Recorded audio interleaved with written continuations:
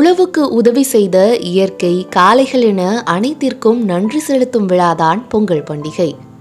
பொங்கல் பண்டிகையின் போது தாய்வழி உறவின் மிக முக்கியமாக பார்க்கப்படும் பொங்கல் சீர் பற்றி விளக்குகின்றார் முனைவர் சங்கர் ராம்.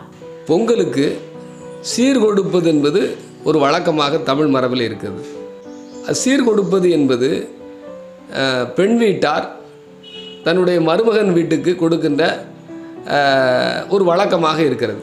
தலைப்பொங்கல் போது பெண் வீட்டிலே அவர் ஊரில் என்னென்ன விளைகிறதோ அதையெல்லாம் கொண்டு வந்து கொடுப்பாங்க. குறிப்பாக வேளாண் சார்ந்த பொருட்கள் வந்து சேரும். ஒரு வீட்டிலே இருந்து இன்னொரு வீட்டிற்கு ஒரு பொருள் போகிறதென்றால் அந்த உறவு மேம்படுகிறது என்று பொருள்.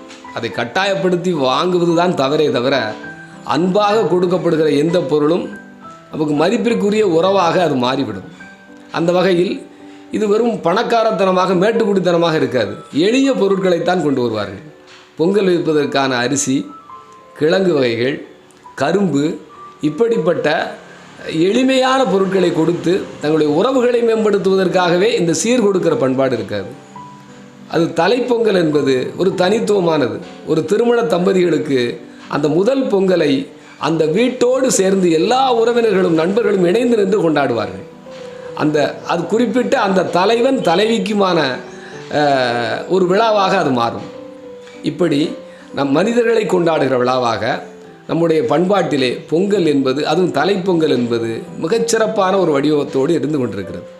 அது பெருநகரங்களிலும் இருக்கிறது. அது விடுபட்டு விடவில்லை. ஏனென்றால் மனிதன் மகிழ்ச்சியை நோக்கி தான் பயணிக்கிறான்.